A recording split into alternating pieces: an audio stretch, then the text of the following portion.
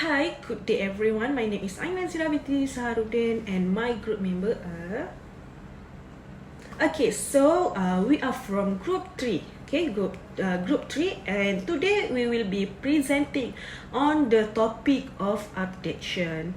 So I will begin with the introduction. Okay, so for introduction, abduction in Malaysia is more than just breaking the law. It's about taking someone away without consent. Like a man take a child away without asking the parents. A stranger grab a girl and run away. And a person take away by force and they not want to go. Through false deception or threat, while the penal code and the kidnapping as 1961 set out heavy punishments such as imprisonment, fine, or whipping. The impact of abduction is a far deeper. It strips individual of their basic right to freedom, cause emotional and psychological harms to victim and their family, and shape public confidence in safety and law enforcement. Therefore, abduction must be understood not only as a legal matter but also as a social and moral issue that demands stronger preventive measure and a commitment to protecting human rights. So, abduction must be seen not only as a crime but also as a serious social and moral issue. Okay, next is objective. Objective from report of abduction. So, this report has three main objective. First, to analyze the factor that cause abduction in Malaysia. For example, financial gain, revenge, or political influence. Okay. Second, to examine the wide-ranging impact from trauma on a victim to effect on public safety. And last is to discuss abduction through different philosophical perspective, looking at moral, social, ethical dimension from Islam, Buddha, and like that. Before we talk deeply about the issue of abduction, it's important to explain what the word abduction means. This word can be understood in different ways. Okay, first, by law, abduction means taking someone away without their permission, means parents' permission. This is done in an illegal way, often by using force or threat, like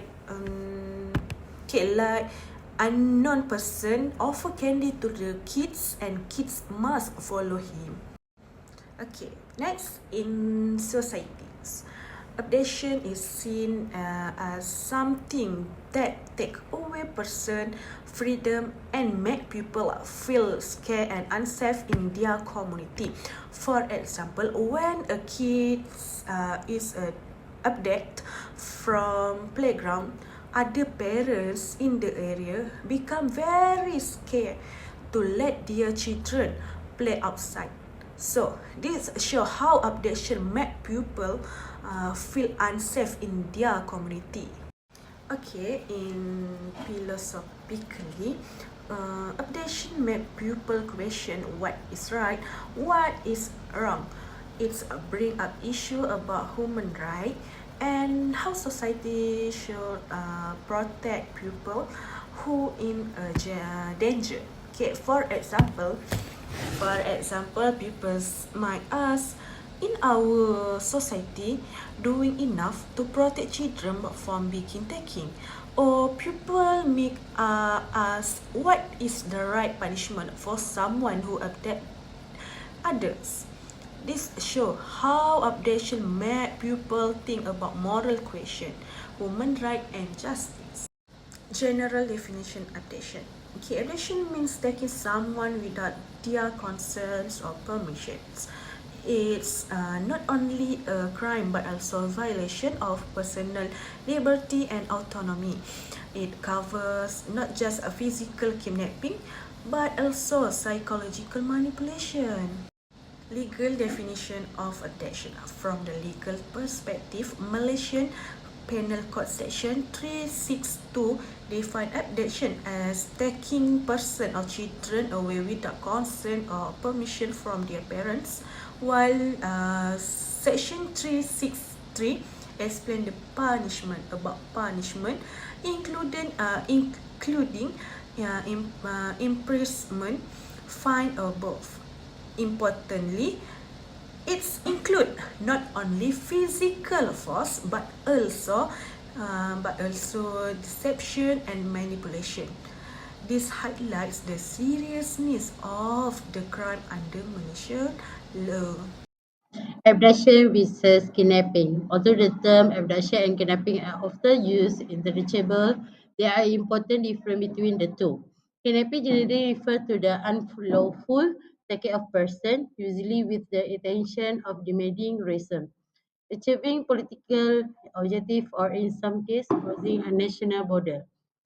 Abduction, on the other hand, is a broader concept. It can involve deception, caution, and persuasion without necessarily demanding ransom of crossing jurisdiction. For example, adoption achieved for purpose of illegal adoption may not fall strictly under the definition of kidnapping, but is still considered abduction. These decisions highlight that abduction covers a wider range of offences compared to kidnapping. Abduction and human trafficking. Abduction is closely linked to human trafficking, although the two are not always the same. Not every case of abduction leads to trafficking, but many trafficking crimes begin with abduction.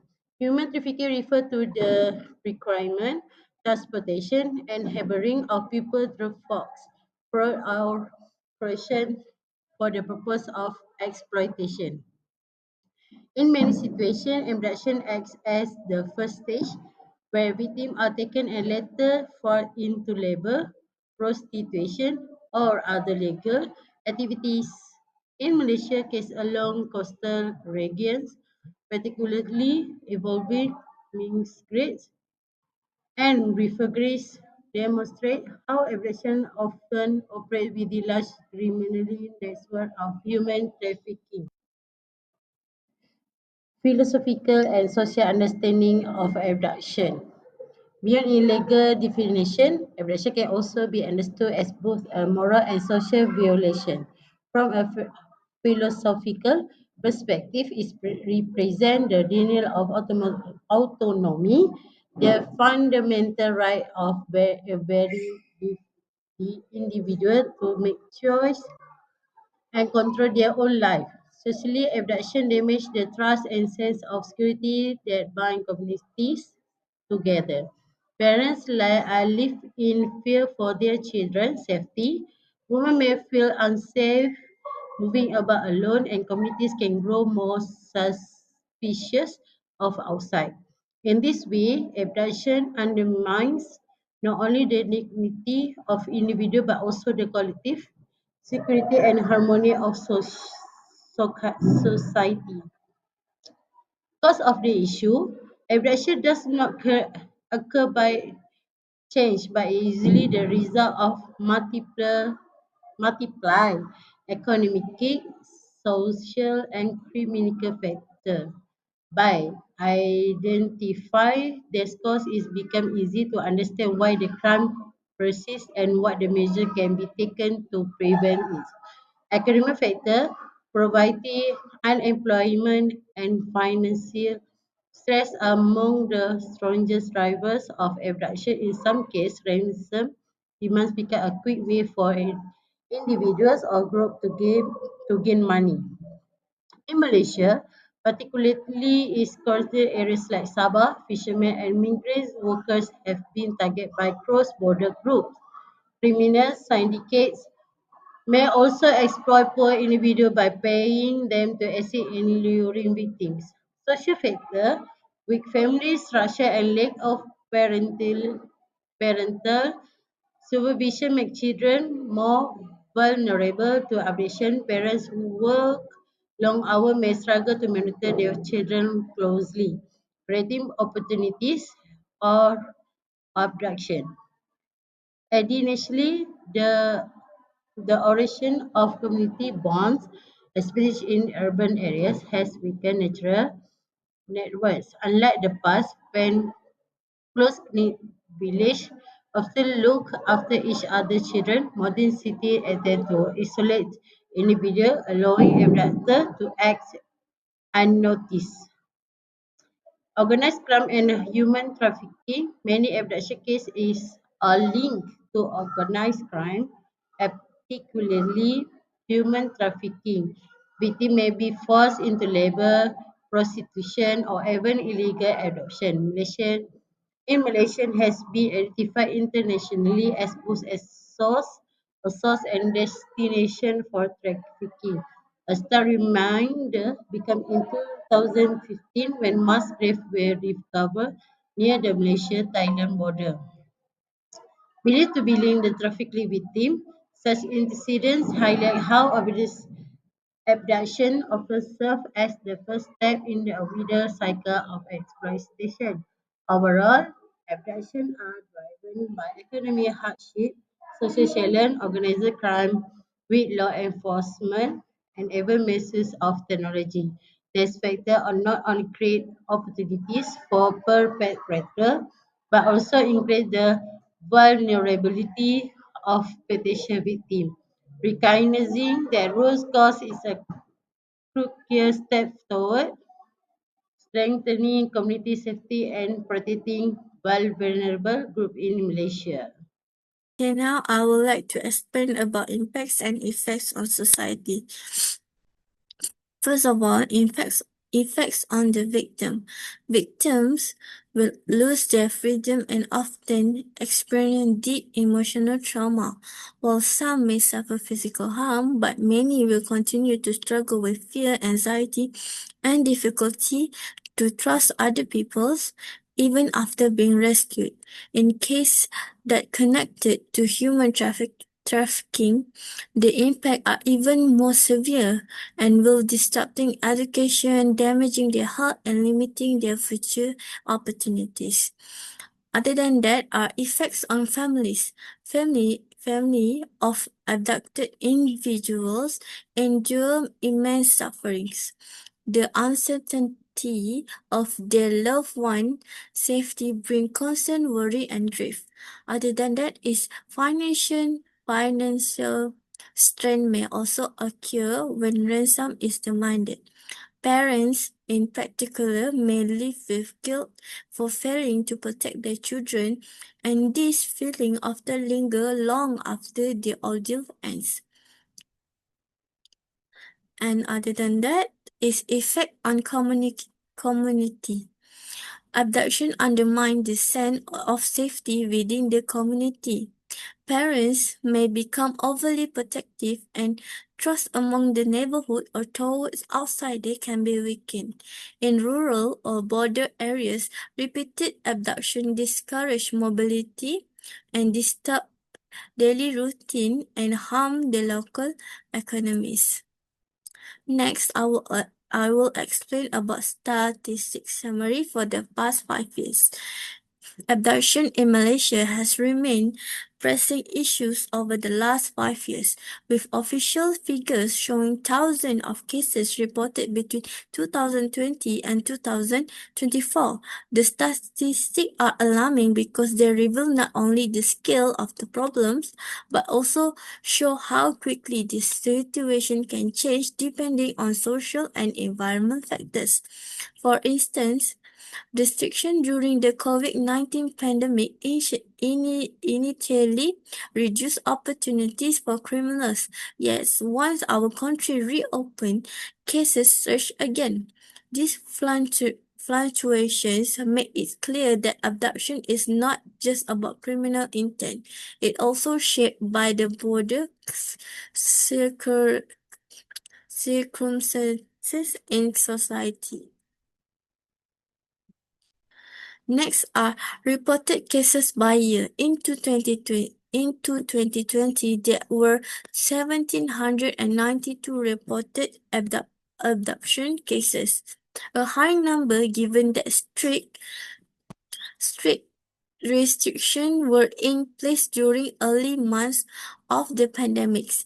In 2021, the figure dropped significantly to 594 cases, likely because children and families spend more time indoors, limiting their exposure to predators. However, in 2020, as schools, malls, and public spaces reopened, cases rose sharply to 902, the highest in 5 years. In 2023, the number decreased slightly to 779 cases, suggesting that awareness campaign and policing may have had some effect, but the figure was still higher than the pre-pandemic levels. By September 2024, already 780 cases had been reported, indicating the possibility of suppressing 2023 total before the year ended. So the key trend here, the data actually reveal important patterns. One of the most striking is how mobility and environment influence abduction rates. When children were at home during the lockdown, opportunities for abduction decreased. But once the society reopened, predators had more chance to target victims in school, parks, and shopping malls. Other disturbing observation is our daily average. Approximately 2 children will go missing every day in Malaysia. This is not just a set of numbers, it represents life disturbed, family devastated, and community trust shaken. Next is unresolved cases and gender factor.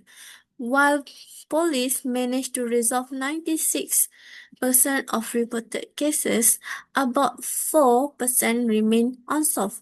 This may seem like a small percentage, but it translates into dozens of children still missing.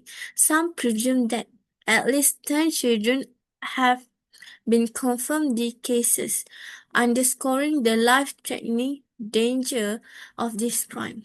Gender analysis further show that girls made up 74% of all victims. For a reflection of gender-specific vulnerables. This connects directly to risk of sexual exploitation, human trafficking, and abuse, making the issue is not only a legal matter but also a gender justice concern. Lastly, geographic patterns. Abduction cases not evenly distribute across Malaysia. Selangor constantly record the highest number, which can be partly explained by the large urban population. However, Kedah and Johor also show high numbers because their border location, which make them more exposed to cross-border trafficking networks. This suggests that geography play a critical role, with urban border regions facing a unique risk.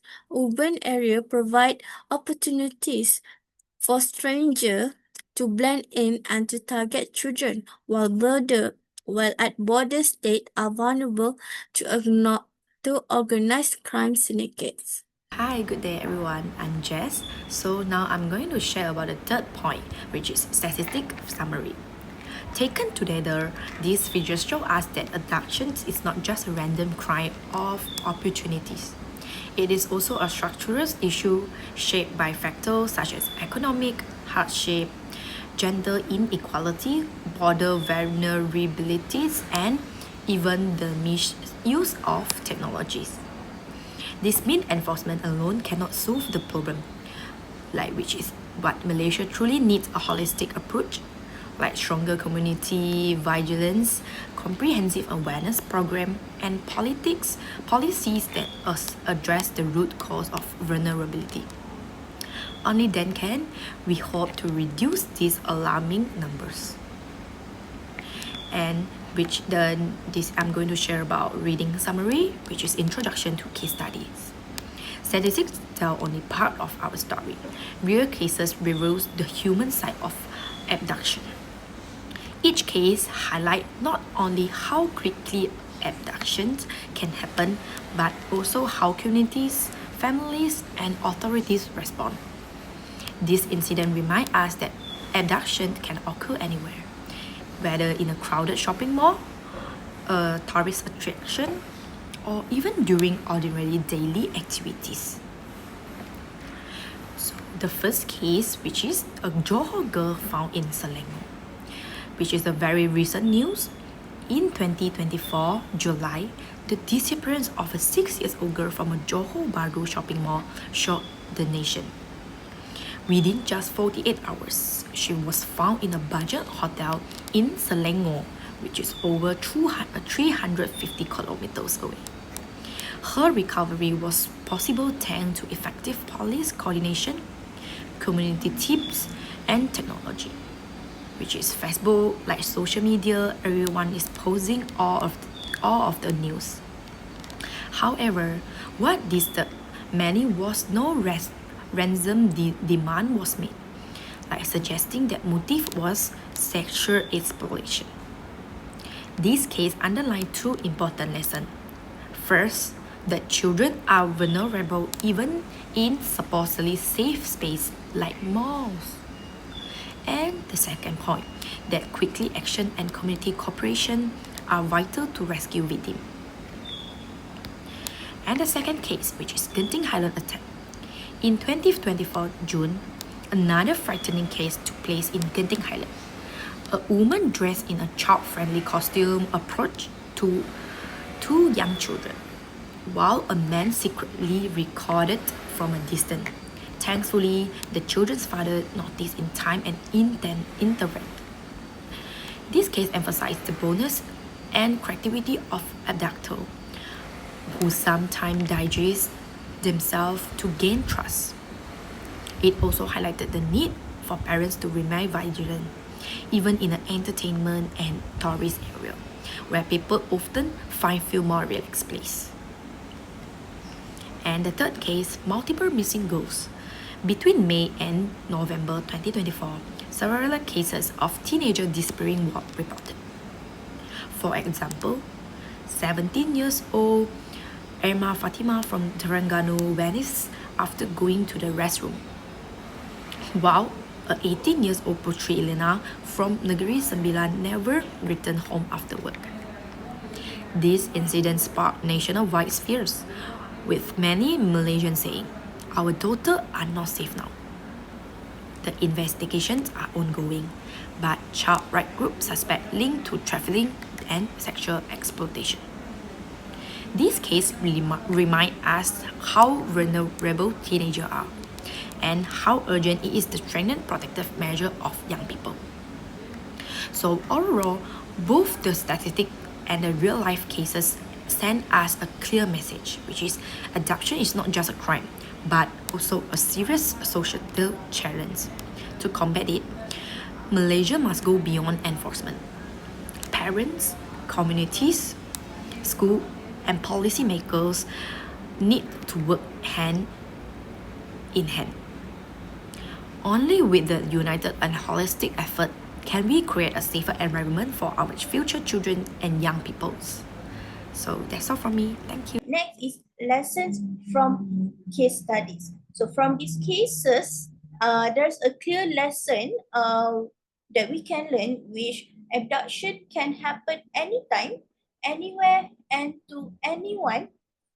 What saves life is often quick action, community vigilance, and strong coordination between citizens and authorities. The Johor case showed how technology and public awareness can speed up rescues. Meanwhile, the Genting case showed the importance of parents staying alert. The missing girls cases reveal deeper structural dangers linked to trafficking. Collectively, these stories remind us that prevention is everyone's responsibilities.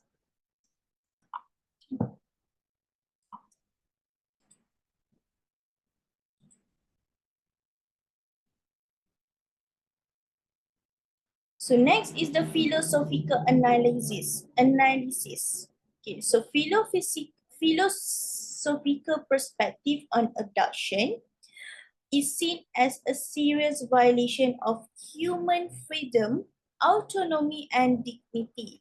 It denies individuals the right to make choices about their own life and creates fear that weakens social trust within the communities.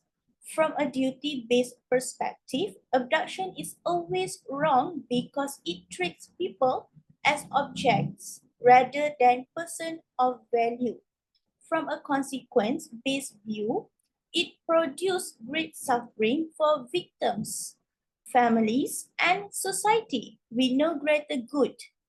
Thinkers like John Locke argued that people have natural rights to live and liberty, and abduction clearly denies this. In Eastern tradition, such as Confucianism, it also disrupts family harmony and the moral order of society.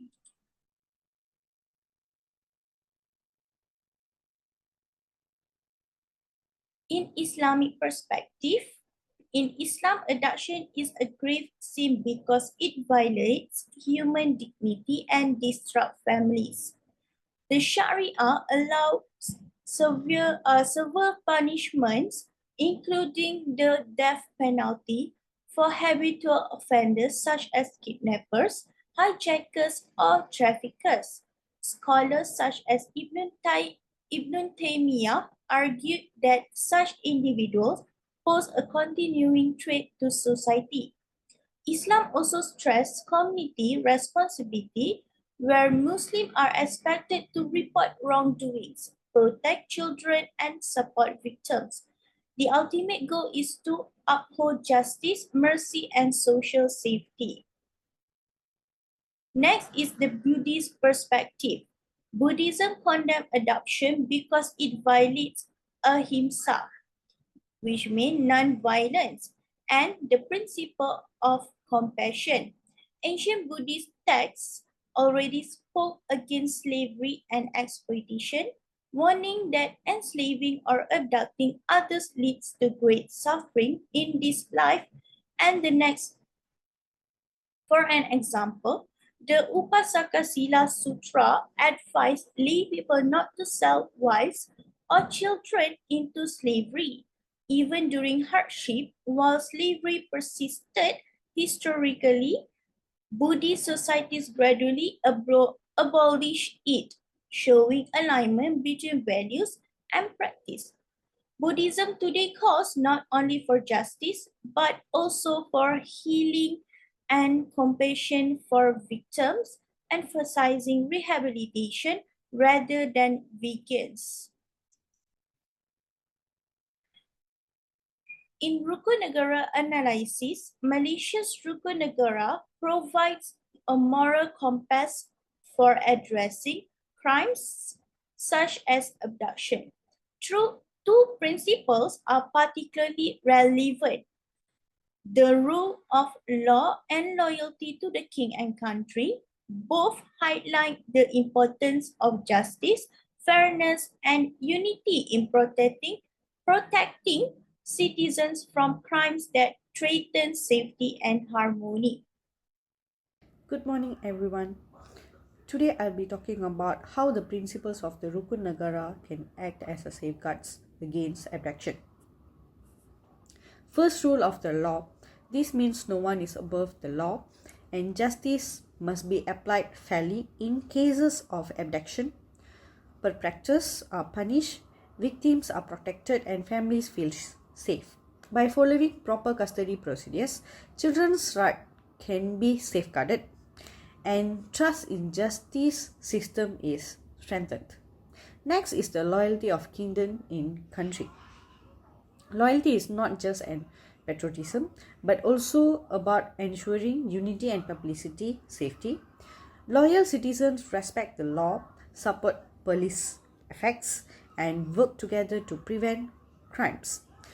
Strong loyalty also strengthens an integrity of security forces. National principles has safeguards. Together, these two principles, rule of law and loyalty, act as safeguards. Rule of law provides justice and accountability, while loyalty unity citizens in supporting law enforcement. By living according to Rukun Negara, Malaysians are reminded to prevent abduction is not just a legal issue, but also shared as national duty.